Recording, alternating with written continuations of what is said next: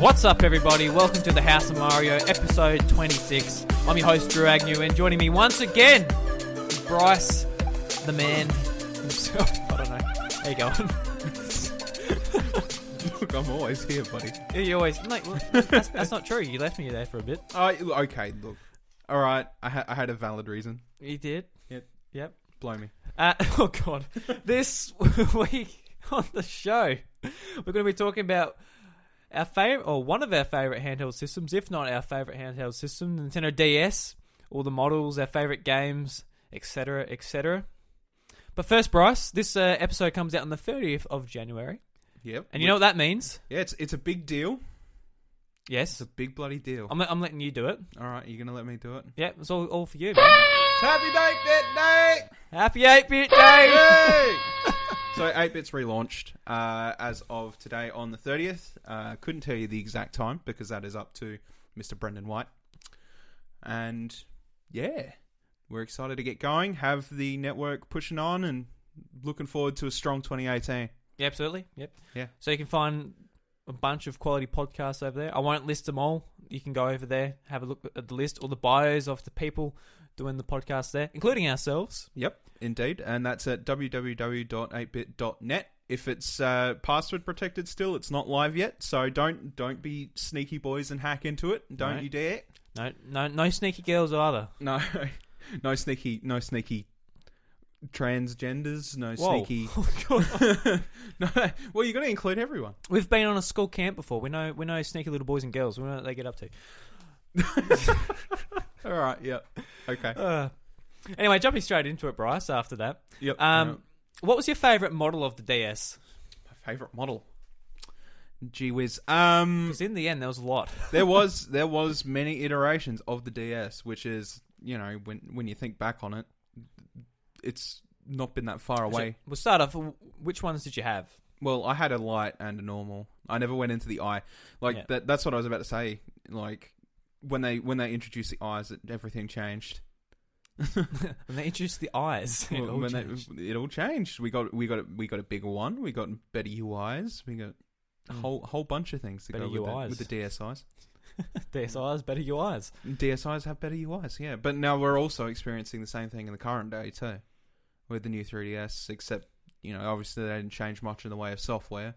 You got some exclusive games and stuff on them as well.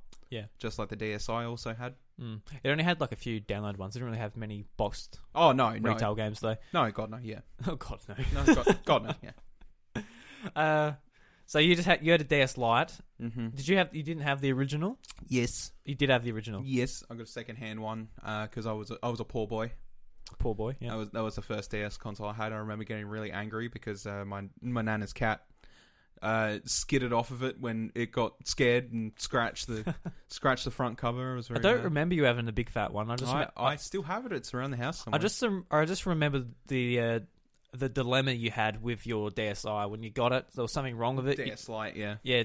What was that like? Oh God. Okay, that was horrible. So, when our local Target was still selling video games, I had saved up a bunch of money and I bought a DS Lite from there. It was a powder blue one. And I was like, yeah, I like it. I like it a lot. Cool. Yeah. And then I took it home. I played it for about 2 hours and the D-pad stopped working. And then I took it back. They replaced it. Did again. Then the A button stopped working. So they refunded me the money. I went and got one somewhere else. It worked just fine. It'd be funny if they're like, dude, mate, you don't even need the A button. It's fine. Yeah, you don't need to jump in Mario. Just get out. Yeah. You know, that was the dilemma I was having. I couldn't either move nor jump with Mario, depending. I was a very sad man. Very sad man. Yeah. I remember, like, didn't you end up getting a white one because that's all I had left? And your mum was like, "All right, if this is gonna stuff up again, I'm literally not getting one." Oh well, you know, I had the money myself anyway, so it was kind of just like, well, all right. I ended up saying to myself, I'm just like, look, I'll just hold off for a little bit until new stock comes in or something, and I don't get, you know, some sort of trash. I would imagine I would imagine there was a lot of defective units like that as well too, though, because DS pushed like crazy in sales. Yeah. You know, it probably wasn't reported on a shit ton, Especially in obviously. that time too, when you got your DS, when it was DS Lite, where it was like really moving. Oh yeah, I don't know if that was Brain Age time or Nintendo's time. No, Nintendo's was launched, wasn't it? No. No? That was 2005. Jeez. Yeah. Yeah, it would have been 2005. The timeline is very sketchy for me. It kind of blows my mind that the DS, it came out in 2004. Oh, in, yeah. In America. It didn't come here. It came here February, I think, 2005. So there was about 3 months gap. Yeah. Which is crazy to think about now because it doesn't happen. No. Thank God. No. Remember, I still remember the days where we were waiting around 6 months for a Pokemon game to come out. That sucked. That sucked nuts. That was really awful. It was a time in gaming where it was just like Australia's like, well, guess you're not getting this while everybody else talks about it on the internet, or you know, not a lot of fun at all. I remember waiting around 6 months for Emerald pretty impatiently on GBA. That was awful. When like you're on Cerebi and like updating, oh look, you can get the Johto starter Pokemon by completing the Pokedex, and there's this special area, and and you're just like going through all these Japanese screens of the game of stuff that's already happening. Yeah, no. And then we still had the same problem for a little while there with the DS. Well, it's not until I think Pokemon X and Y on the 3DS was the first time there was a global release. Yep, that's correct. I can't remember. I remember Heart Gold, Soul Silver. I remember waiting for that for a long time from the Japanese release. Yeah. Yep. But even that was better because it was sort of synced up with America. But back in the Game Boy Advance day, it was probably 3 months after the American version come out. Even yeah, sucked. Yeah, it was definitely a bit of a run around. Really, it wasn't just with Pokemon games either. But at the time, it was like, well, you know, handheld gaming was Pokemon. Yeah, for us, even in the DS era, it was kind of like, well, there's a bunch of other games, but there's Pokemon. Well, I look at my gaming library with my DS games, and probably a third are Pokemon games. Oh, yeah. Whether they're the spin-off games or the main titled games. Yeah. Yeah. And, like, you know, a lot of the spin-off Pokemon games were pretty good as well. So it wasn't really that much of a big deal. You know, you had Pokemon Pinball, you had Pokemon Conquest was also pretty good, you know. Did you play much of that? Because that was at the very tail end. I bought it and played a bit. Yeah, no, I played a little bit of it, but I didn't stick around with it long enough to be bothered to participate in like the online events and stuff they had. Yeah, where you got free Pokemon or whatever. Okay, yeah, I never did that. No. Yeah, no. Because if you remember, the DS was really hard to connect to the internet. Oh boy, was it? The DSi was easier if it was DSi enabled software. Yeah, but yeah, no.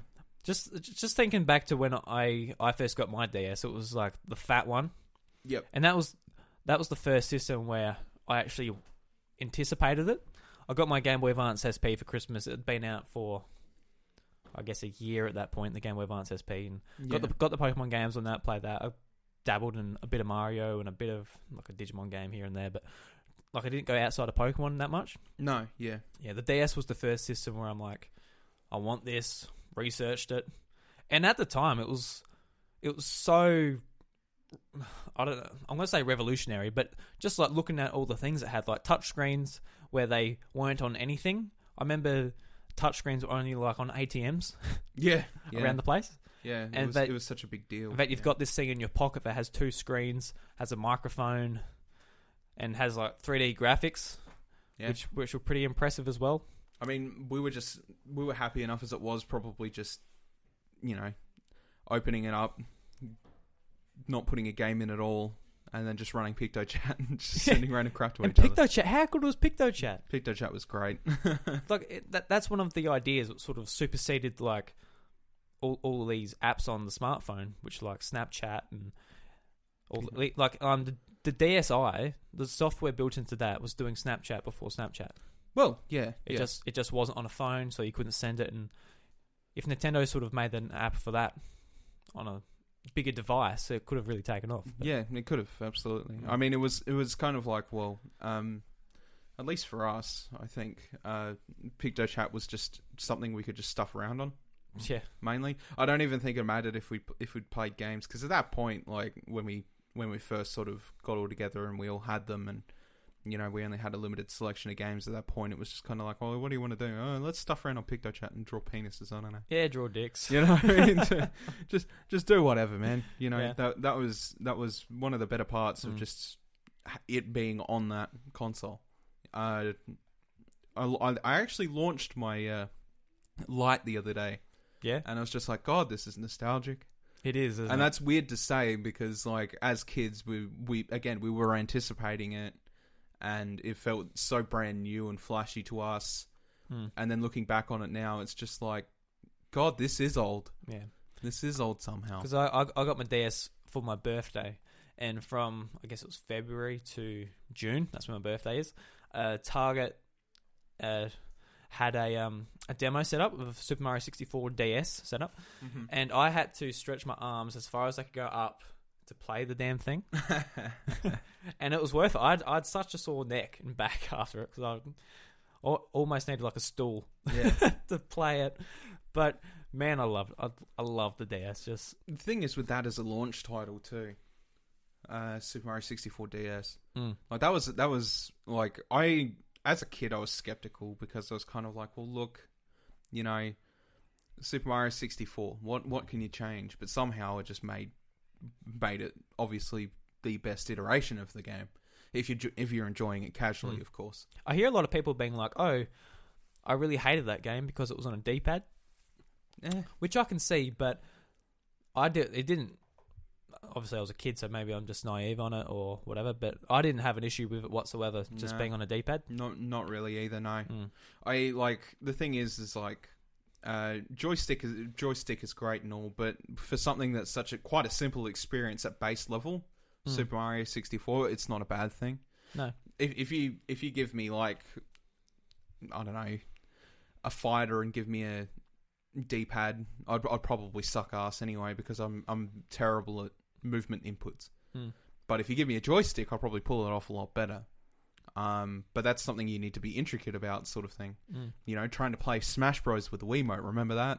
Yeah. You know, that was awful. It's not ideal, but no, it's there if you need it. Exactly. That's exactly how it felt like with Super Mario 64 DS. It was kind of just like, well, you know, it's a thing that exists, and it's got a limited control scheme. Shit happens. The mini games were great. Oh, yes. Yeah, mini games were great. Like it was basically everything you wanted in a launch title, because it was like a solo experience, you had a multiplayer experience within it, and then you had like an updated version of a game that people already love. Yeah, you know, it was really like, to hear people say I didn't like it. It's just like, so you liked it for the one glaring issue it has, the control, which is the control. But what about everything else that was put in it? A lot of people do you remember the little wristband you got with the DS? Yeah. And you could put it on your thumb, and you could use that on the touchscreen as an analog stick. Yeah. Essentially. Yeah. Like, it's terrible. But I've completely forgot about it even come with one of them, because all the models after, they dropped it. Yeah. They saw no point in it. Yeah. We just used to call it the thumb strap, and that was the way so it like, was. it's a thumb strap. You can use it as the second stick for Metroid and all of these uses, which obviously doesn't work very well at all. But I ended up like in Metroid, I ended up defaulting to double pad anyway. Yeah, you know, like, sure, the aiming's not super fantastic or anything like that, but Metroid somehow made do with it. It did, yeah.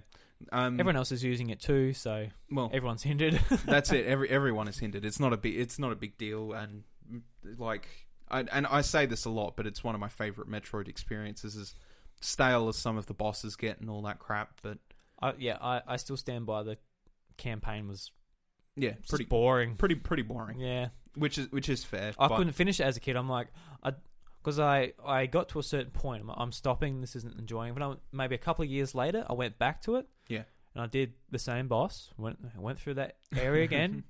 Did same another boss again. Yeah, which was a different. Like, there's either that big tower where you shoot the lights off of it, or the giant eyeball. The giant eyeball. I'm like, this is rubbish. Instead of using missiles, I'm using a different weapon this time. I'm like, yeah.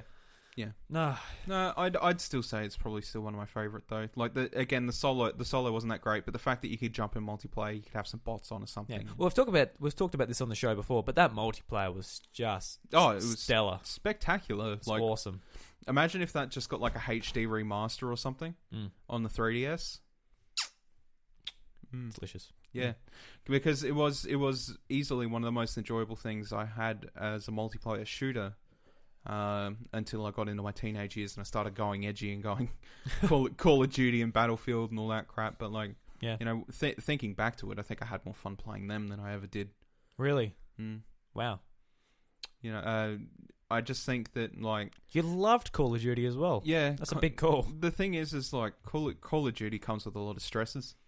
Yeah. Like when you start performing like crap, or you get like a hacker in your game or something, and you just don't feel like playing it anymore. Never really got that with Metroid. Yeah, I mean, we're all just sitting around in the same room, just enjoying it. Exactly. Yeah. Did you play much online with Metroid? I played a couple times, and I didn't have too many problems at all. But yeah, it's I don't know. It's kind of a pass off. It's like if you've played that game online, you get a little bit of like a Quake satisfaction almost. Yeah. It's pretty much That's not a bad way to sort of describe it, is it? Yeah, it was very Quakey. Yeah. It's very much like Quake. Just sort of like small arenas. Yeah. Almost. Yeah. Small arenas with some silly guns and morph ball modes that just think is Doom's multiplayer any way comparable to? It's been here and there, but I know it's pretty much the same concept. Yeah, because I know the latest Doom, it hasn't had the greatest rap for its multiplayer, but I haven't played it myself. But just thinking about it, Doom could actually pull that off pretty well. That sort of that multiplayer. Yeah, I think they do. I just think in a world of like realism and all that shit with games and. It's not really favoured by people, but in my opinion, as somebody who actually used to get on like computers in high school, and we all used to have like USB drives with Quake 4 on them. You just jump on Quake 4 and kill each other. It was great. Yeah, that's awesome. Because you don't need anything overdone. Because it was really strange in high school actually, because it was like in year 9 we were playing Quake at Tennyson, and then by the time we got to year 12, a bunch of people were playing Call of Duty 2. Oh, okay. So it was like a big transition thing, but I think I had more fun with Quake. just as the school computers slowly get better, so I can run these older games. Yeah, I dare say they were cracked as well. Oh yeah, they just purposely found the oldest game they could find, so it was one, easy to crack, and two, would run on the shitty computers. Man. And, that's generally what happened. But yeah, no, playing Quake in high school reminded me of how much like I liked Metroid multi. We should crack it out sometime. Look, I want to, but God knows where I can find my cartridge. Well, I think it actually must have got stolen. It is download play, and I like playing as Samus, so yeah, true. I don't care. Yeah, it's really unfortunate, but like I had all my games in a collection, and I was proud of that collection and stuff like that. But there's one game that went missing, and that was Metroid. Did you ever get the demo? Yeah, you did, didn't you? I've still got the demo. See, that annoys me. With my original DS, they all came with the demo. The Metroid demo, yeah. And for whatever reason, mine was just a blank DS, didn't have the demo. Yeah. Which sucked. But weird. Strange. Yeah. I have actually got my copy of the demo pretty close. Like, I know where it is. I just wish I could find the full copy of the game. Because I damn love that game. Yeah. And now I don't have it anymore, and yeah. Oh, well, it's strange. Yeah, so I had the fat DS, and when I went to your place for your birthday that one time and I saw your DS, I'm like, holy shit, like the screens are just way better. Yeah. No comparison between those screens. And when I gave yours back and I opened mine to play a game, I'm like, God, what am I looking at? I think I literally asked you, like, did you do something to my DS? Because I can barely see the goddamn thing. Did you turn it down or whatever? No, the DS lights were that just much of an improvement. Yeah, just the way they're constructed, the way they look. Oh, yeah. Like the button, like everything's way better. That makes the DS look like such a prototype. Well, yeah, it does. Yeah. But same could be said about the GBA and the SP as well. Oh, it was almost like uncomparable. I did love my original GBA, but it was kind of like, well, there's no backlight and it makes a pain in the ass to play. Like, there was glaring issues I with think it. it's one of the Castlevania games at the very start. It's that dark you cannot play it. Yeah. Unless you have a light right above it. Even then, it doesn't help that much having a light right there. No, it's just a big glaring bloody light bulb on the screen. Yeah, because the original Game Boy Advance, it's sort of like they took the Game Boy Color, they put more power in it and made it a better form factor for your hands and that, but they didn't actually change it a whole lot necessarily. No, yeah. But with the Game Boy Advance, SP, they really obviously completely overhauled it. Oh yeah.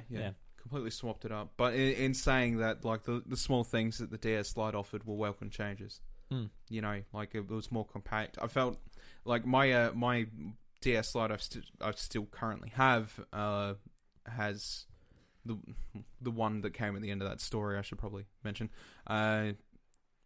It got a cracked hinge, and the hinge I find the hinges are very flimsy. Yeah, they were on the DS Lite. Yeah, it's really strange. I don't know why, but then it broke, and I've got like this setup on it that actually is still sitting there today, where I had like a bunch of folded up paper.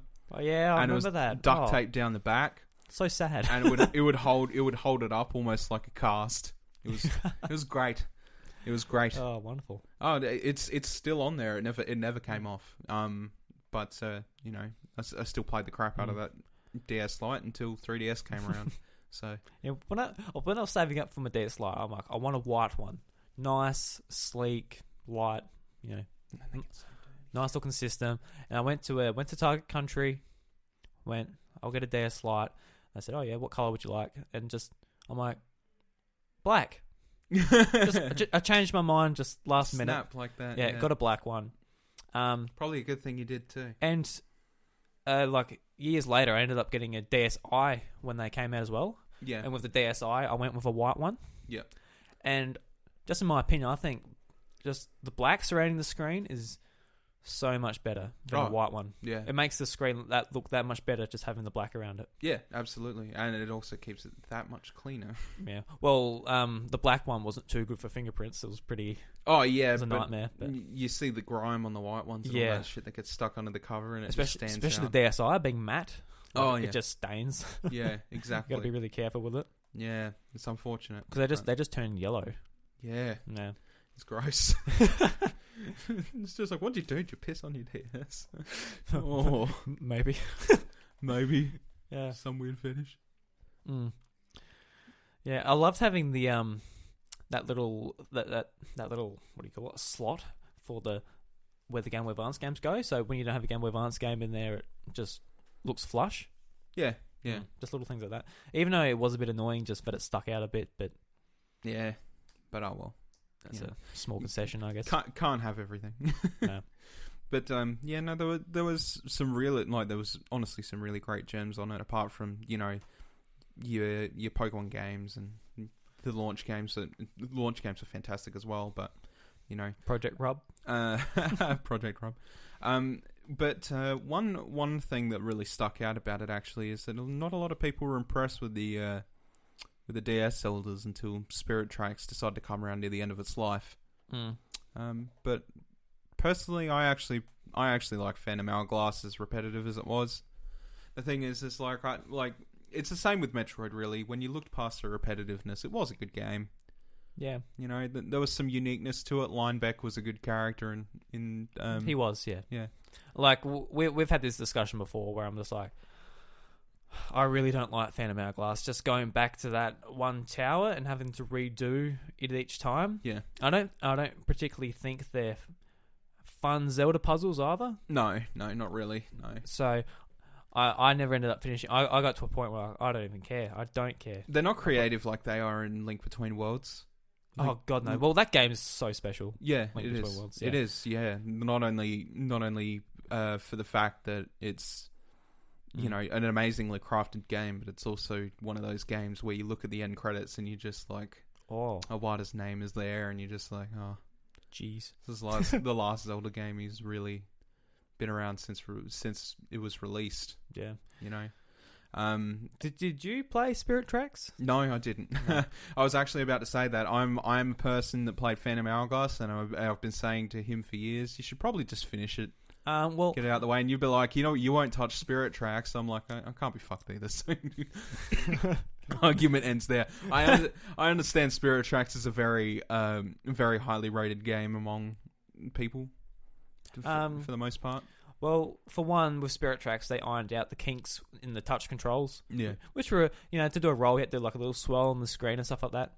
They made that so it works every time and stuff like that. Oh, yeah. Which it's fine, yeah. And what I loved most about the game was the instrument they used. They used the pan flute, which in the game they're called Spirit Flute. Yeah. And that game actually made me fall in love just with that kind of music. It's so soothing, so nice. I actually went and bought a pan flute. Yeah, you did. I did, yeah. I'm like, I want to learn how to do the pan flute until I'm like, who the hell is going to be able to teach me to learn a freaking pan flute in rural South Australia? Yeah, pretty much, yeah. But, oh well, you still bought it and you still loved it, so that's all that matters. And being able, like, playing the songs in the in the flute itself to progress, or I can't remember to be honest. Yeah. And in that game, you do go back to the same place, but you're not redoing the same puzzles. Yeah. So if you get to floor 5 and you go off, you come back. You start from floor 5 and you go on to 6. Yeah. So you're not redoing the same crap. Yeah, you're not starting from floor 1 and then going up or whatever. Yeah. The thing is with the Temple of the Ocean King in Phantom Hourglass is, I don't know. It was like if you didn't know where you were going and you didn't do it quick enough, you didn't know the puzzles or whatever, and then you get sent back and you got to do it again. That was a pain in the ass, yes. Like I there's no way I'm never going to admit that, because that is the bloody well truth. But like the fact of seeing like a Wind Waker-ish-esque like sea was fantastic. You know, you got again Linebeck as a character was fantastic as well. Yeah. And having that second screen to just like do little notes on to mark where a secret is to come back to. Yeah, exactly. Stuff like that. Yeah, yeah. It was like the little things that made it a Zelda experience still, as long as you didn't mind the repetitiveness. Which, yeah, I would have easily mentioned it at some point on this show, but repetitiveness in Zelda is a very big, gripe for me, and like Skyward Sword suffers that consequence with me. Well, Twilight Princess it suffered from it a bit. Yeah. Spirit Tracks is the worst. Pardon? I wouldn't even really say it suffered a lot. I mean, I love Twilight Princess. I'm not putting it down, but it did suffer. Which one are you talking about? Like, which part are you talking about in specifics? Oh, just going like it's got a very certain formula to it. So you go and you discover a new area. You're clearing out the bugs. You do the bit there. Yeah, right. Go to another area. You're talking about the entry point of the game. Yeah. I yeah. Get you. Like no, fucking best dungeons in the whole series. Oh yeah. Like, fantastic dungeons, fantastic bosses. Story. Yeah. Fantastic. The way it ends, you're like, wow, cool. Yep. Yeah. Awesome game. I'm not putting it down. I'm just saying. Yeah. No. Yeah. I was just trying to get a gauge. Yep. That's all. Phantom Hourglass. I reckon that's probably the worst. Is it the worst game in the series? It's a hard. I do not think it's the worst game in the series. I think there's probably. No, there has to be something out there that's worse. For me, I found Phantom Hourglass more enjoyable than Skyward Sword, which says a lot. Really? Yeah. Wow. Yeah.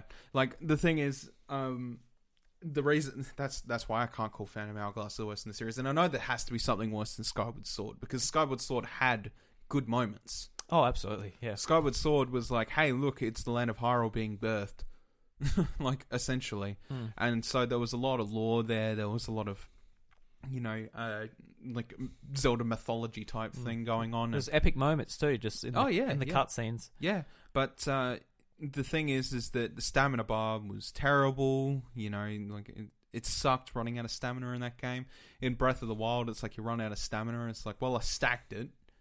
Fantastic. It's not like uber punishing, and then you have to... Oh, it depends how high in the air you are or something. Oh, well, yeah, but even then, you can just drop down and do it last second. Yeah, like there is actually like a little trick you can do to avoid fall damage in Breath of the Wild today, where like you can just like switch. You go to throw your weapon, and if you switch at a certain frame, you just avoid all damage when you fall. Okay. Yeah. So if you really hate fall damage that much, there's a way to avoid it. Yeah, I hate it if it kills me. but in Skyward Sword, they made stamina such a big deal. Yeah. Going back to areas to clear them out of the whatever it was that was essentially wolf trials, but they were awful because you had no sword or no way to attack, and as soon as you got touched by something, you got reset, no matter how far you were into looking for these damn things. And, it was a pain in the butt. Yeah. But in Phantom Hourglass, it's just like overlooking the Temple of the Ocean King, which I generally do most of the time. I enjoyed it, but if you have to add the Temple of the Ocean King in there, I still think that it provided more of a challenge than running around like a headless chook looking for gems in a place you've already been before with enemies that just they tap you and you're dead, and that's a pain in the butt. Yeah, I didn't mind those sections. Oh, I don't. It just bugs me because they reused areas. Yeah, well, that's exactly what they did. Like, what can we do to not have to make more environment? Well, I don't know. It's just so after, especially for me, okay, as somebody who played Wind Waker, it was like cool, big open sea, stuff to do, little secrets hidden everywhere, stuff like that. I got the same vibe from Phantom Hourglass. It's like cool, big sea, open area, stuff to do, blah blah blah.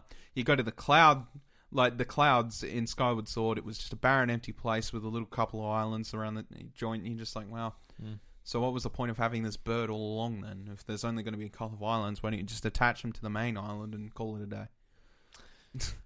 Flying around on the bird is not fun anyway. Like, well, with the motion controls, no, it was absolutely not fun. So it's kind of like, well, pinned down to it. I guess the moral of the story is that like I felt like there was less trudge in Phantom Hourglass, which is a surprise to most people. And then there wasn't Skyward Sword. The only thing I can think of that's worse, in my opinion, is probably Zelda 2, and that's because I don't like the format. Yeah, and it's hard to go back to because it's a super old game, and it is. Yeah, it's not like the original where you can go and you can still explore and exactly. You still get a gauge on what you're doing. I mean, that's what the whole premise of Breath of the Wild is about. Yeah, well, yeah.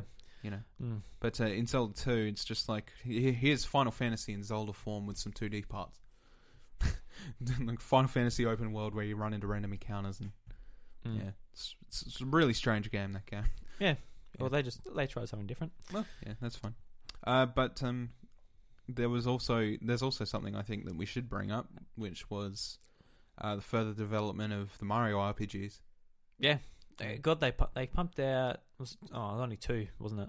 It was 2. It's the 3DS when they went to town. Yeah, 3DS they really went to town, but I feel like they lacked quality compared to the DS iterations. Yeah. Well, Partners in Time was one of our around our friends group was one of our most played games. Yeah, we loved it. Yeah. Yeah, Partners in Time was a damn good Mario RPG. And you can get that on. Can you get that on the Wii U now, along with Superstar Saga? I got no idea. I don't remember it. I think you can, and I would actually boot up my Wii U again and go buy that on the eShop just so I have a copy of it somewhere. I'm a pretty big fan of the Mario RPGs. Like I actually originally played Legend of the Seven Stars, back in the emulator days.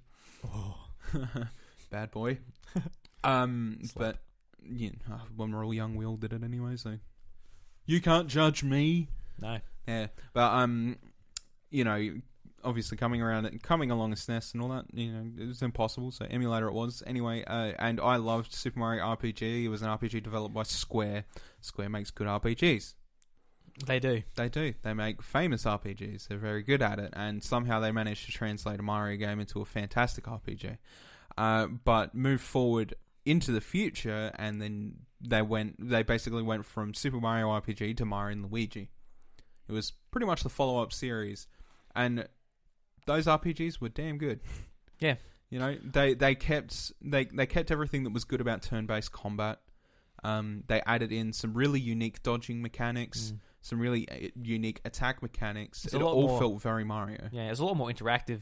Like the Square game was fairly interactive. Just it was a typical RPG.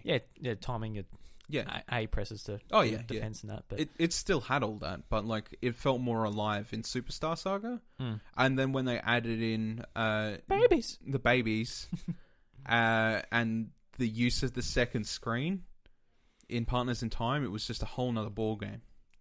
They were really good games. Like, I didn't.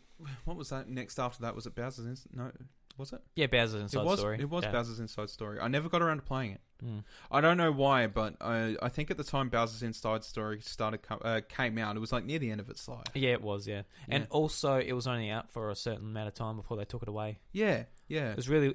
I've never seen a first party Nintendo game been treated like that ever. No, yeah, it's really weird. It's really strange, but apparently people liked it. Yeah, because I was like, oh, I'll wait till it's $50 or just $10 off. Yeah, and it went. Yeah, it was like a month. And it was gone. Yeah, it's really weird. Yeah, and I never got around to playing it. I think because at the time it was just like, well, we're looking to the future now. The 3DS is coming, and yeah, I think I was just kind of like, well, I suppose I'll give it a miss for now and see what happens with it later. And then I just never ended up playing it. Yeah, I only started playing it last year. Yeah, you got a copy in a nice little garage sale. Yeah, that's pretty cool. I went in. I got 2 DSIs, one black and one blue. Yeah, and afterwards, I remembered that the blue version was only available in America because instead of black, I think they got blue. Yeah, right. Yeah, so that was cool. Yeah. So I can play American games. DSi games. Yeah, which aren't many at all. Well, no, but that's it. I can play the eye game where it's called eye training. Do you remember eye training? Eye training? No, I don't. It's like a brain training game, but for your eyes. Use the DSi camera. I figured as much. You figured, yeah. I assumed you did. Yeah. But the audience would have been like, "What does eye mean?" Might mean the eye of your heart. I don't know. Yeah. But I'm sure. Just quickly going back to the DS consoles, what was your favorite? Like just DS Lite because that's the. Oh yeah, I think it sort of comes down to DSi. Again, I never really owned a DSi. I think the lack of a had a lack of a GBA port. And that was a big killer for me because I loved GBA games. The thing is, for sure, yeah. Like GBA is almost my favorite system. Like the thing is I've spent so much time on my 3DS now. I think I could almost consider it the 3DS. A lot better games on DS probably, but because I can backwards compatibility, I think it's just it's hard, isn't it? It is pretty hard because they both had pretty fantastic libraries. But yeah, the lack of backwards compatibility in the DSi's shut me down a bit, and I'm like, well, that's a shame. We saw it come back more in the 3DS, obviously. We've got Virtual Console and... Yeah, but not for Game Boy Advance, though. Yeah. It's only the 10 Game Boy Advance games we've got with the Ambassadors program. Yeah, I still hear like a bunch of people complaining about that. And they're like, why can't we have GBA games? Well, exactly. Why? I'm like, Ambassadors program, yeah.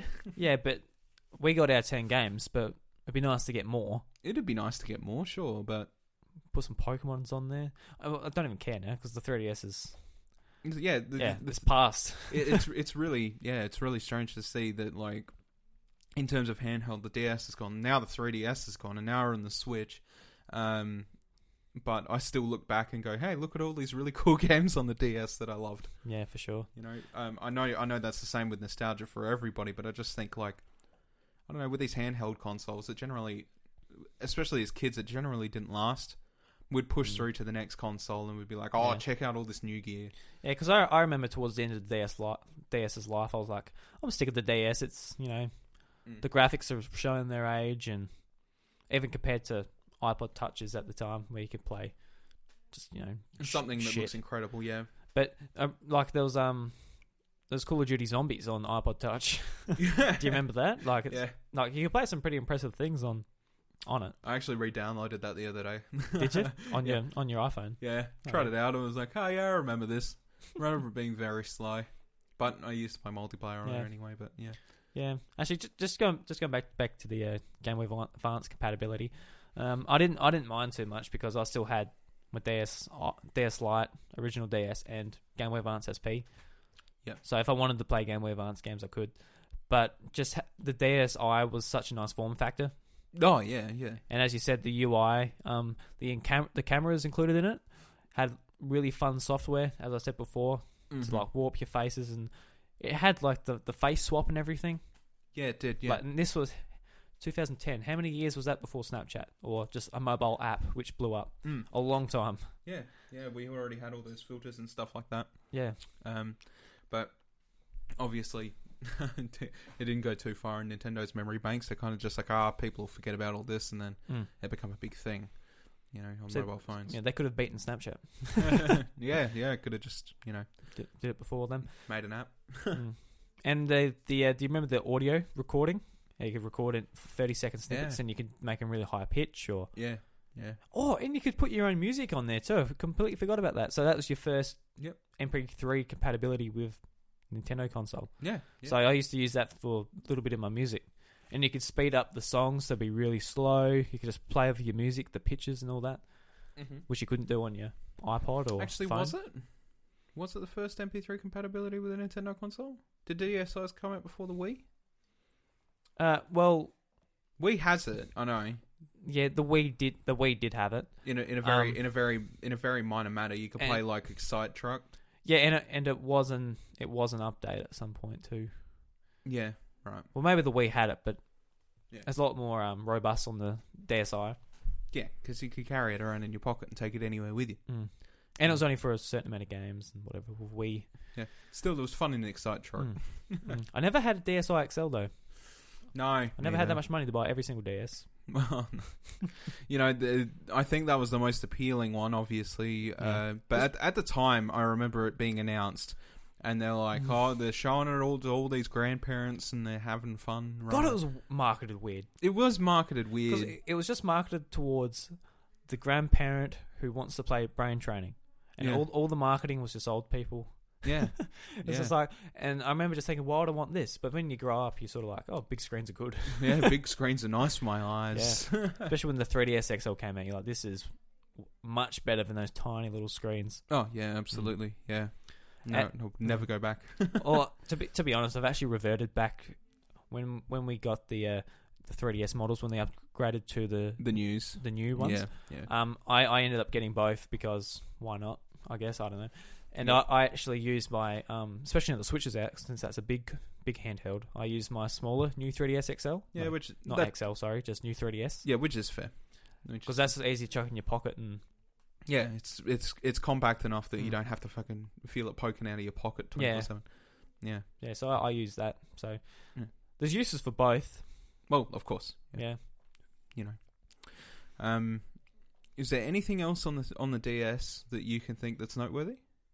What game was? We've already talked a ton about WarioWare Touch last episode, so I probably won't touch too much on that. Oh, I like that. Uh-huh. Yeah, I like that a lot. Yeah. Go listen to the last episode if you want to. I mean, we did talk about Pokemon, but we didn't dive into like the DS Pokemon games a lot. Yeah, true. 4th generation Diamond Pearl Platinum. Mm-hmm. I was very excited for these games. A bit too excited.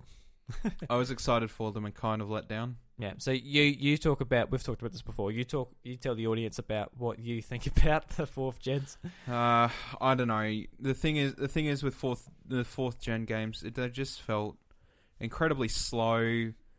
They spent more time reiterating on evolutions for old Pokemon, and their designs were just... You can tell if something was made for Diamond and Pearl. Yeah. It was really, really, kind of special. Like, you think of, like, Tangrowth or Licky Licky. Oh, God. Yeah, I hate most of the Diamond and Pearl evolutions. The evolutions were fine. Evolutions were fine? Yeah. I love Porygon Z. Oh, yeah, Porygon Z was Porygon Z is one of my favourite But you Pokemon. can also tell it's a Diamond and Pearl Pokemon. The Diamond and Pearl Pokemon, they're just smooth. They're just smooth. But to be fair, Porygon Z, it looks like an evolution of it does. Porygon 2 would have been. Yeah, it does. But for some reason, Tangrowth and Licky Licky, they're just... It does kind of bother me that they called it Porygon Z, though. I guess. I'm like... It's not even a computer-sounding thing. Z? No. Yeah. Could have called it Porygon 3.0. Because the idea of Porygon Z is that it's become corrupt. Yeah, of course. I don't know if Z is a computer term or something. I've got no idea. Do you know? Yeah, no, I don't think so. No, I don't. I think it was just another form name. They were just like, kind of like how they're just like, hey, look, guys, it's Sol Galileo and Lunala Ultra Dusk. I don't know. I can't remember what the form names are. It's like Eclipse something. And yeah. I think overall I really enjoyed Diamond and Pearl though. Just even the fact that they were the first Pokemon games to go online. I was excited to play them, and I finished them excited. But then the second playthrough was where it got me. That's where I got really bad. I played those games a lot. Yeah. I just remember looking back on it after I restarted, being like, why am I playing this again? Which is the first time I've ever had to say that about a Pokemon game. I was just like, it feels really long. Yeah. It does. It feels really long. I hate Mount Coronet. It's a giant maze, and wasn't a fan of that bit. No matter how many times I went back to that, restarted the game, and went back to that fucking mountain, I always got lost. I hated it. It was bullcrap. And you're running through this giant mountain that's filled with Zubats, and I'm just like, no. I feel like Platinum, the third version, fixed a lot of those things. Just oh yeah, look, Platinum was good. I won't deny that there, but I feel like Platinum was like that crystal jump up almost, crystal level jump up. It was almost, yeah. Yeah, it felt like the content was more vibrant and stuff like that. Well, they sped up the gameplay, and they did the battle scenes and everything. Yeah, because that's a lot of people's main complaint with Diamond and Pearl, just that the battle scenes are too slow.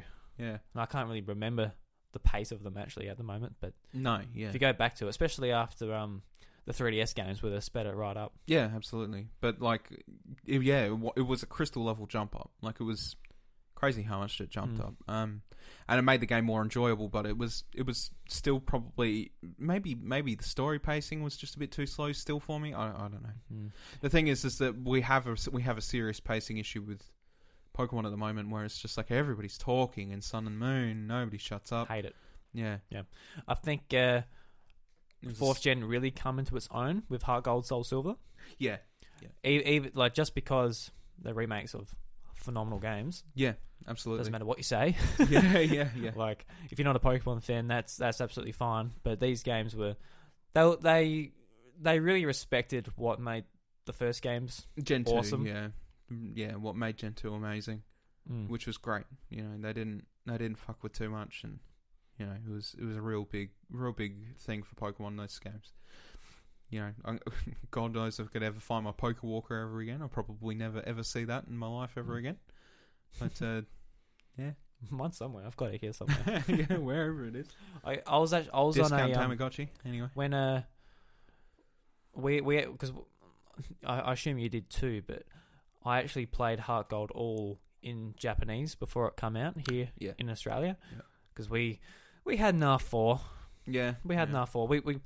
We still bought our games, but the games we either couldn't find or were like, that's not worth $60 when I'm a primary school student, or high school then, early high school. Yeah. You know, money, you don't have heaps of money, so you're not going to be like, I'm going to spend $60 on this. Yeah. The thing is and it was really good for getting early access to Japanese games too. Yeah, that's what I was about to say. Because it was just such a goddamn long wait for Pokemon games. It was even worse than like, you know, it'd be like, hey, look, it's out in Japan. And everybody's like, cool. And then go out in the US and you hear like this big roar from the US, like, yes, finally. And then it's like, still we're 3 or 4 months down the line. It's just like, oh, just why?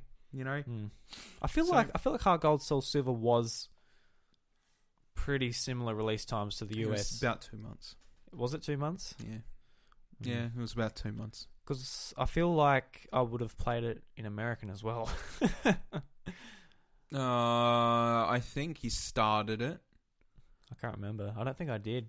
I don't know, but it just, I don't know. It was still later than everywhere else, and it was just like, oh, you know, because just like, want it all out to be out at once. Because like, I think it's a testament to that game how much I love it that I played it all in Japanese. Yep, loved it. I bought my own copy, played it, loved it. I played that was especially, that's a really special Pokemon game to me, because since I played it in Japanese, I wasn't rushing through the story, I wasn't rushing to get it done. So I took the time to actually get a really good team together. Yeah. I remember I stopped at one bit to breed a Larvitar to get a really awesome adamant Tyranitar. Yeah. And it took me like 3 boxes to get an adamant one. Yeah. And it just ended up wrecking shop, that thing. Yeah. I couldn't believe how good it was. Yeah. No, it was pretty fucking incredible at the time. We had a battle, and Bryce had his prize Dragonite, and Bryce was like, Dragonite, Tyranitar. Dragonite is obviously faster. Use Ice Beam, ground type, or rock type, you're gone, mate. Yeah. But no, I outsped you, Rock Slide, you're gone, 1 hit. Yeah, I love that thing. That's when you really started to get a grasp on EV training, but I was still sort of in the dark about it. I was like, I spent so long, stupid amount of times EV training in that game. Yeah.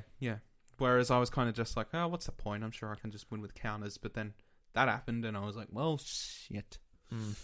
I guess it does make a difference. That's what I miss about just the recent 3DS games. They just haven't given me a reason to train up a team. No. I don't know. It really sucks it out of it, to be honest. Yeah, because I like if there's a motive there, I will raise a fucking awesome Pokemon team. Like in that game, you have a whole other region. You have the battle frontier.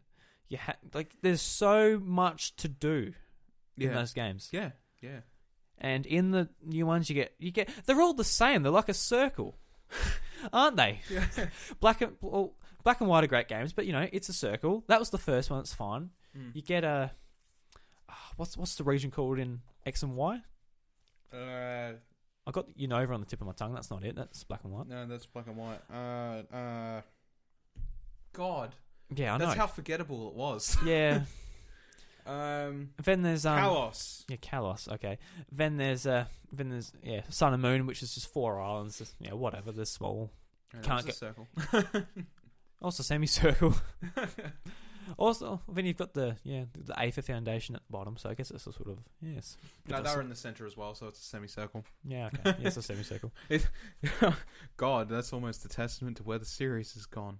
It's gone from full circle to semicircle. I was flabbergasted when I found out you couldn't just surf around that sea. I'm like, really? Yeah. Imagine Hoenn. It's pretty much Hoenn without going in that sea. Yeah. I'm like, God damn it, guys. There's not that much to do on each. Like, there's no reason to go back to each. I digress. That's the 3DS game. Doesn't matter. Yeah. He's just a very salty man right now because he's remembering better times. I'm just thinking about Heart Gold Soul Silver. Just how fantastic. Yeah. Even thinking to the original Game Boy games. Yeah. They were good. Like how do you get from that to that? It's over the course of a decade and a half. I don't know, man. They're just pumping them out too quick. They're not thinking anymore. That's why when people are like, I hope there's Pokemon this year, I'm like, if there's Pokemon this year, I will murder. Well, I won't murder until I play it, and it's like, oh, well, it's another meh game. Yeah. But Black and White, they were great as well. Yeah, they're very different. Very. Yeah, Black and White really pushed the message, and Black 2, White 2 are probably. It's a real hard choice between Gen 2 and Gen 5, Gen 5.5, I guess you'd call it.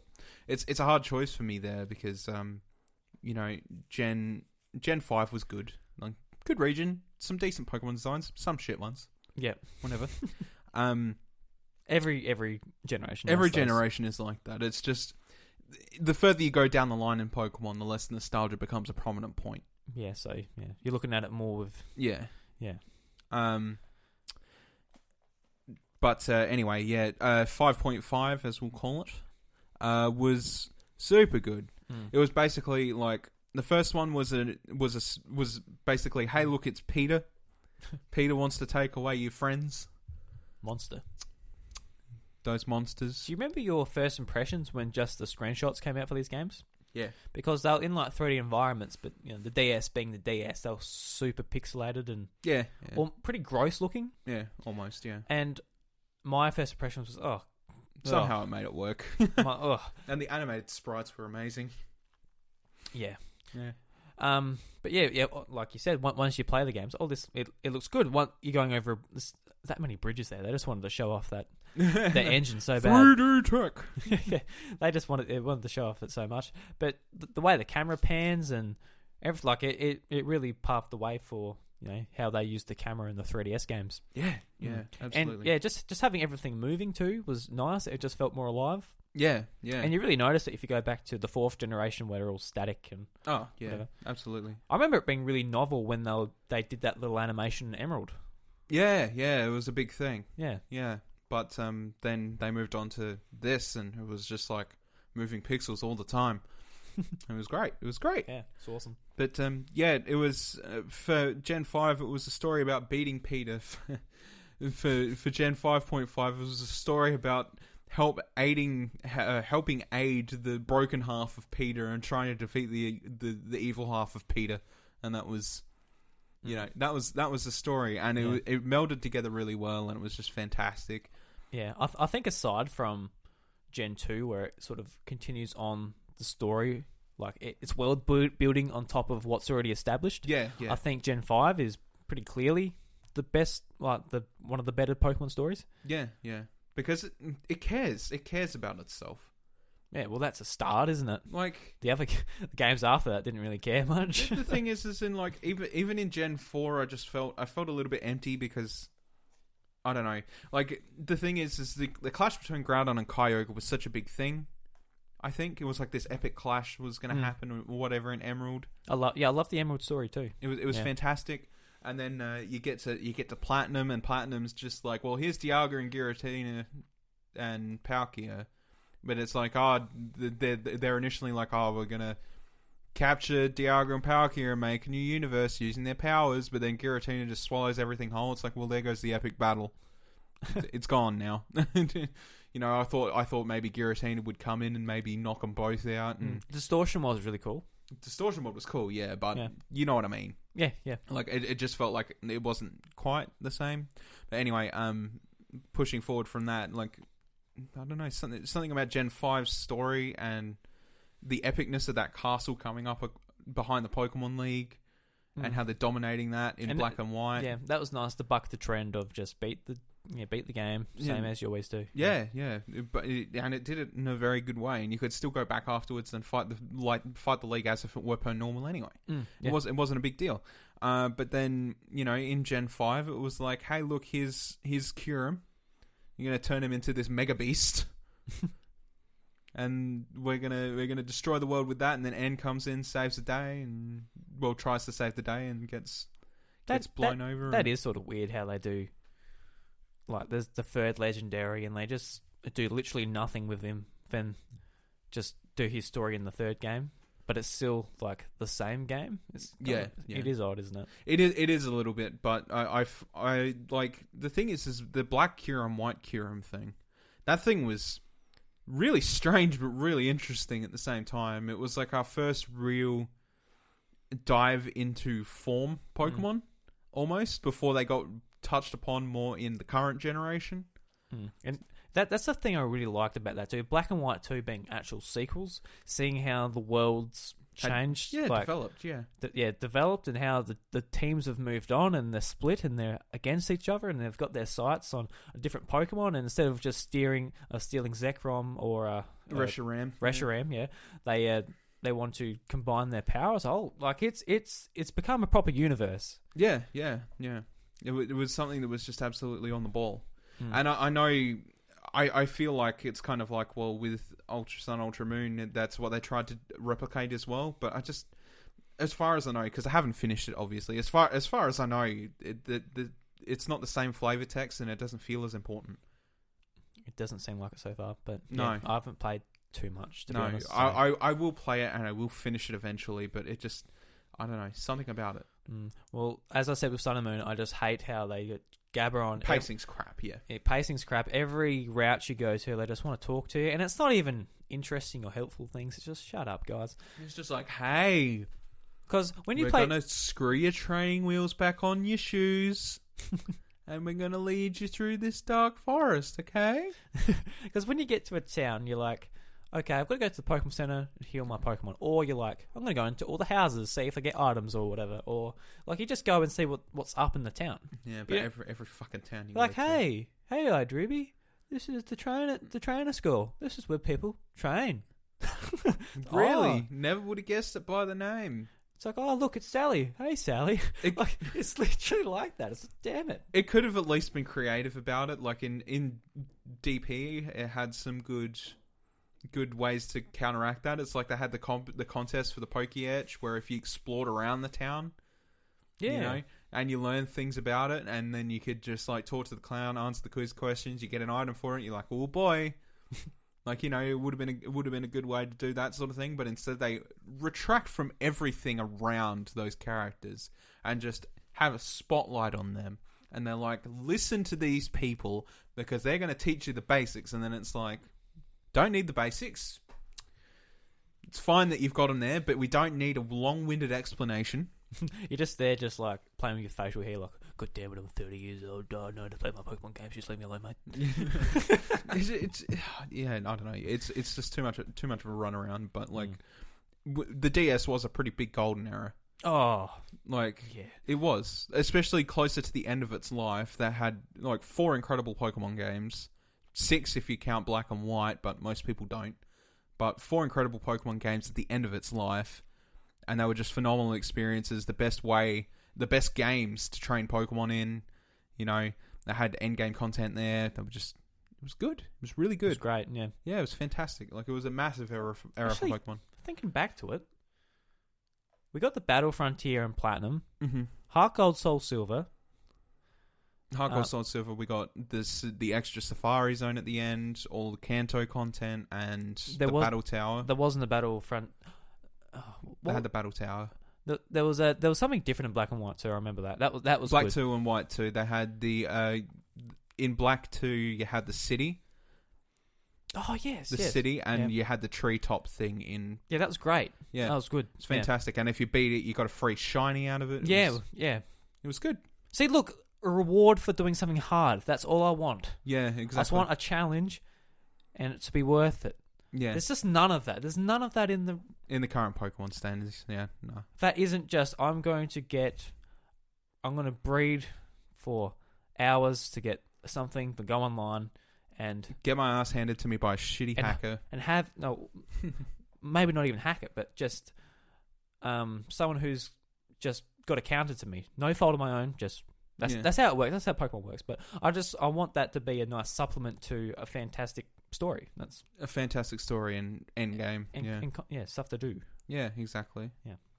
Well, passing on from that, because we could gush about Pokemon for 500 days. Good. And it's getting there, boy. Yeah, we can make this a long episode. I think that's fun. Yeah, we should talk about Pokemon integrity later. For now, let's predict the future. All right, let me get out my fucking crystal ball. Oh, yeah. All right, and let's just pretend that like the Switch is going to exist. They've already said that it's not going to replace the 3DS line, etc., etc. Now let's take that into consideration and say, what if they did come out with a third iteration of 3DS? Would you want that with the current state of situation where we have a Switch? Would you want them to release a new console? Or would you rather them veto that console and put whatever they've got going to it on the Switch instead? I love the DS. We've gushed about it for an hour. Yep. I love the 3DS. I could gush about that for 2 hours. Mm-hmm. But no, don't want another DS line. I want everything going to the Switch because... I just think it's their premiere. Yeah. You know? I think it's a lot better just for them too to be putting all their effort into one console. Yeah. Think about how much they put on DS and how much 3DS, sorry, and how much they put on Wii U, which wasn't that much actually, but no, but they put it all together, and so you've got Mario Odyssey coming out, you got Zelda, you got ARMS, you got all these games coming out, but then you get probably like the smaller games. You get Kirby. That could have been a 3DS game or a handheld game. Yeah, if they still had it coming. But I do think I think we're especially seeing with Kirby. Is it called Star Allies? That's what it's called. Yeah, Star Allies. Yeah, Star Allies. I think that's the first game where I'm like, okay, $80, guys, bit much. Yeah, I don't know. I always feel like that about a Kirby game, but continue. I think I would like to see the more traditional handheld games on Switch, but I want to see discounted. I just wanted like they can make a Zelda game which is top down, like Link Between Worlds. Oh yeah, and it'll have better graphics and whatever, obviously. But I want to see them play with the pricing scale a bit, not just everything's $80 base, and yeah, I get you. Because there's a big difference between, they charge $60 for a 3DS game full price here in Australia. Let's put it into perspective. If they're going to charge you $60 if they put it on a new console, then they should just charge $60 for it all around. Is what you're saying. So like if their original plan intact was to go, hey, look, we're releasing the DS3, and we put that game out on there for $60. You would expect that game to be the same price on Switch if the DS3 did not exist. I guess. I think that's what I'm saying. Yeah, I think that's what I'm trying to. I'm saying like Breath of the Wild, $80. That's fine. It's one of the biggest games they've ever made for the most powerful hardware they've ever made. Ever made. Yeah. And just not all games are on that scale. Some games. Some games are just sit down, have fun with. Like easy, not as much development time and resources for them. 1-2 Switch is a very big example of that, but let's continue. Absolutely. Yeah. See, like $50, that would have been pushing it for 1-2 Switch, but it should have been $50. Yeah, could have been less than that. It could have been because most of it, obviously, I'm not saying this is an experienced game developer or anything like that, but there's no intense amount of 3D modeling or anything like that. It's basically a motion controlled game, which at this point they've done a shit ton of now. They did hire some very snazzy actors. Wizard! Sorry. But yeah. Just at Nintendo, like, alright guys, act like you're having fun. So, oh really? I'm having fun a little. I hate this place. I hate my job. My job of playing a silhouette in video games. Jesus. Oh, I wish I stayed at the Chowdered studio, that Naughty Dog, or I could have been voicing that Nathan Drake, mate. yeah, pretty much, yeah. But yeah, that's... Yeah, I think it's the same for me. I think it's at this point, it's like, well... Again, with Kirby Star Allies and stuff like that, that's all neat. That's fantastic. It was the same for Yoshi's Woolly World, I think, as well. It's like, yeah, that's neat, that's fantastic. $80, no. I feel like stuff like that needs to be scaled down. I understand that that's not fair to say to some people, like developers and stuff, I guess, because I'm pretty sure that they're still putting all the best effort that they can into those games. Yeah, and which is great. And we haven't played Kirby Star Allies yet, obviously. No, but it's just an example of. Yeah. It's just something that looks incredibly simple, which they've done in the past with Kirby. Yoshi, etc. New Super Mario Brothers Wii, also a good example of that, where it's just like they have a level editor at this point for these things, where they can literally just craft a level, the physics are the same, and you just go ahead and do that. New Super Mario series, God, that bit the bullet, because they did it twice. They did it twice, one for Wii and one for Wii U, prior to the... the DS version. Post the DS version, but the DS version was something new, and I could accept it. I still got so many games to talk about, bro, so I think we could keep going. Yeah, but just to Chungus. It's just Chungus. Yeah. It's just like, hey, look, we've got a level editor at this point, we can pump this shit out in a month. That's not worth my $80. No. Get out. No. Don't want it for $80.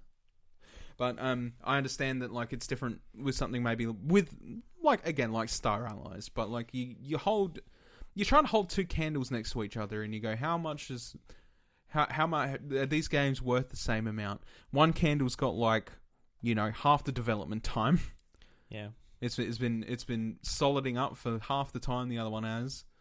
It's got half the content, and then you're just like, is this worth my $80? It is. It is probably worth saying that maybe Zelda is too cheap, and Kirby's priced correctly.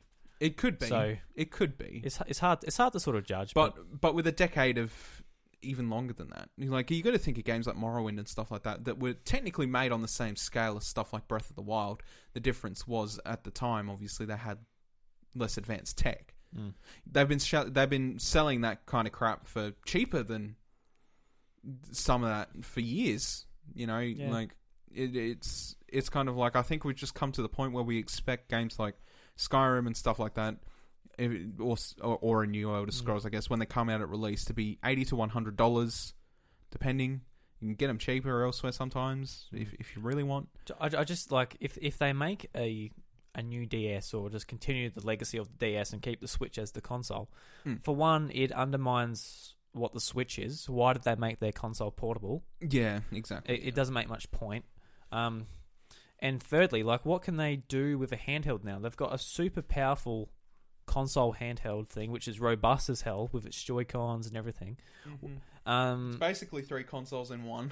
Yeah, what are they going to do with a DS? They're going to make it more powerful? They might... I don't know. They're sort of past the microphones and touchscreen, second screens. The gimmick. They're sort of. It looks like they're past that just with the Switch. Yeah, of course. Yeah. So yeah, I don't think there's room for a handheld. I think the 3DS. A lot of people say, "Oh, just kill it." Which Bang. Which is people just saying, like us. We say that as well. Just people saying we want all the games on Switch. Yeah. And I think for the most part, the games we're going to be interested are going to be on Switch. 3DS, just brought out Kirby Battle Royale, which is like a small sort of party Kirby game, which is just a cheaper game to develop. Yeah, for course. The 3DS. Yeah. But the 3DS is worth keeping around just for being cheaper for people who can't afford a almost $500 tablet. Again, which is that's super important. Again, that's perfectly fair. They just brought out the 2DS XL, so that's a nice, cheap entry point for a kid to... And the library is just huge. Yeah, well. Yeah, it's insanely massive. And they've got their classics line, so Link to the Past and Link Between Worlds. So all these games are $30. Yeah, good pricing. Yeah, exactly. Yeah. No, I think that's a pretty solid no from the both of us in general. I think when they were originally talking about this about the Switch as a console, they shouldn't have said, oh, it's replacing it or whatever. They should have just said it's its own unique console that will have its own unique experiences, and they should have said nothing more.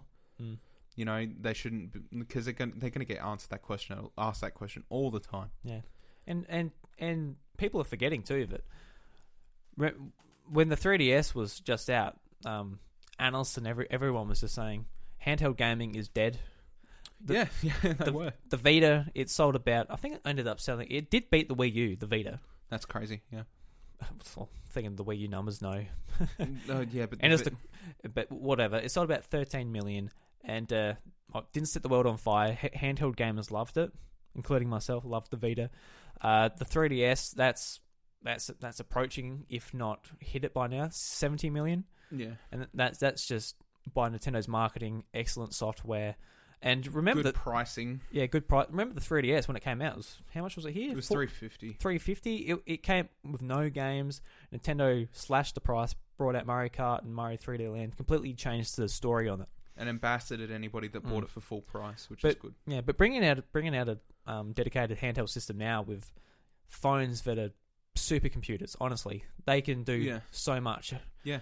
The only reason sort of the Switch works is because it's playing console quality games. Your phone can't do that. No. Your phone doesn't have little controllers that come off the sides. Doesn't have 2 sticks, buttons, triggers. Like there's. Oh, it's changed. It's changed the game. Yeah, it has changed the game. Like really big.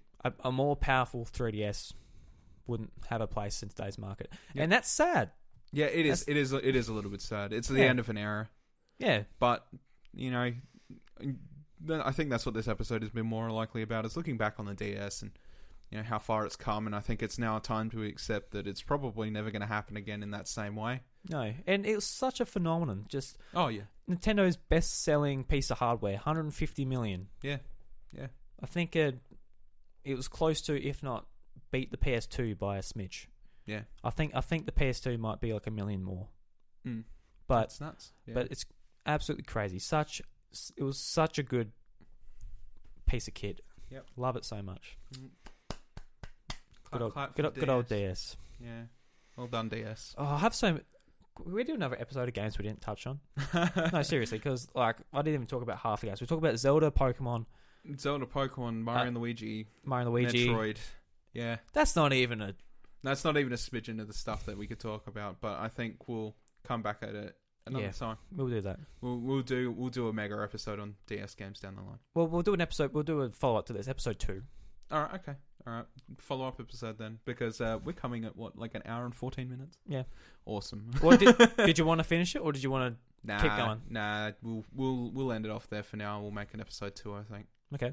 We'll talk about all kinds of DS games that we got into, because there is a massive library, and there is more than that I enjoyed. Those were just the bigger ones, obviously.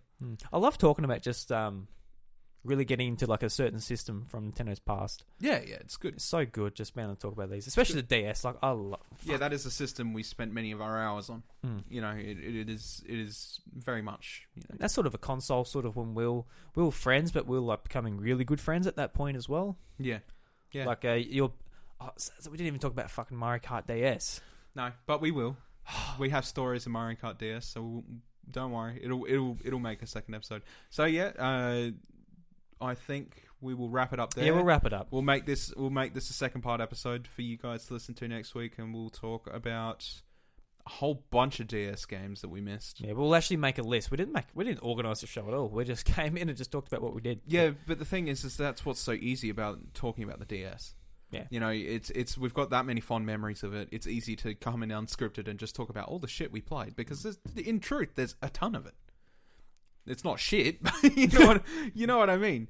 Like it was just an incredible console that we all just gathered around like seagulls and we were pecking at the bag. It was fantastic, and like we can take out. Look, as a heartfelt promise, we'll take out all your games. We'll go. Oh, look! Remember this game? Remember this game? Remember tap it against the microphone. Give the listeners a ear bleed. Yeah. Remember this game? Can you hear it? All right. You can find me at iDrewby on Twitter. Where can they find you, Bryce? They can find me at Bryce DeWitt on Twitter. And you can find the podcast on Twitter at the House of Mario. Okay. And we've got a Discord community. There'll be a link in the show notes if you want to join. Talk about your favorite DS games. Join in. Topics of the week we post in there usually. We didn't post for this one. We'll post for next. We'll get people's favourite DS games next week. Yes, please. I'd love to hear Let us do that. Let's push the crap out of that. I want to talk about DS games. Yeah, so we'll talk about that next week. So we'll post on Twitter and Discord. Yep, so leave your responses there. Yep.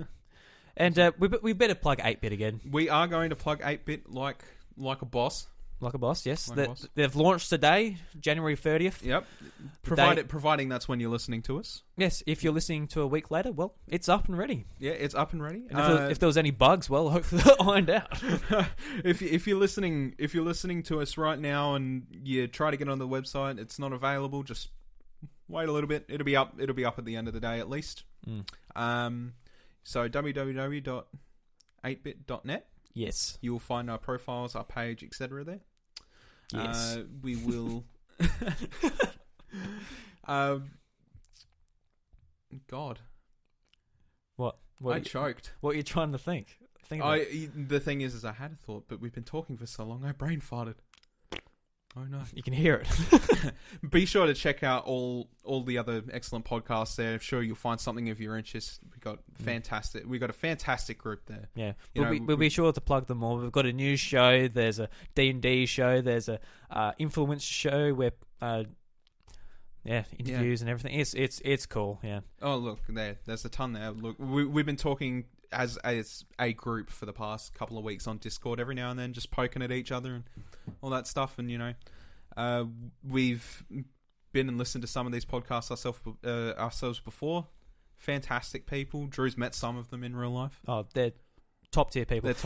And just the content, like people like us create, like it really pushes us to be like, okay, we got to My God. Yeah. Keep in mind, none of this is monetized. We're being very fucking serious, guys. All right, these guys are top tier. Yeah. All right. Good bloke. Monetized. Us being monetized. Well, you gotta be joking. usually most people are just like, this is a paid promotion. This is not a paid promotion. We just love these people. Absolutely. All right. Yeah. Yeah. We love their work. We love their shows, and you should really check them out at www.8bit.net. Yeah. Awesome. All right, that's the show, Bryce. High five and do a merry-go-round dance. Merry-go-round dance. Yeah, let's do that. All right, Bryce. We end the show each week with Nintendo Jukebox. And Do we? I never knew. didn't you? Weren't you paying attention? Bryce, who was it this week? It is Roy G. Biv, Super Mario Kart Rainbow Road remix. Cool. The only reason I say Roy G. Biv is because I don't know if it's Roy Biv. So Roy G. Biv. It is an oddly spelt. It is an oddly spelt name. Yeah, but it's all good. And this is another. Because it's a damn good remix. It is a very good remix, and it's another remix on the Game Chop SoundCloud channel. So once again, go over there, check them out, support them. Absolutely. Say the House of Mario sent you, and if they say who's the House of Mario, you say some dickheads doing a podcast, and they're like, cool. Lol. Yay. Yeah. And be sure to leave your favorite DS games when we post the topics up. Yes, please. We want to know. We want to talk about them. So, Really the world ends with you. It's such an iconic. It's such a fantastic. Yeah, and leave a reason if you want to as well, and we'll gladly read them. Because I think we could go on about this for hours if we don't stop now. It's just called the House of DS, you know. The House of DS is we review a DS game every episode, all the way down to Pets Shovelware. Never played them. Neither have I. But boy, we're about to play them. We have to get the R4 out again. Oh, Jesus Christ. Nintendogs are so good. Oh, we could talk about it. Let's end it. I'm going to... Yeah, all right, bye, guys. See ya.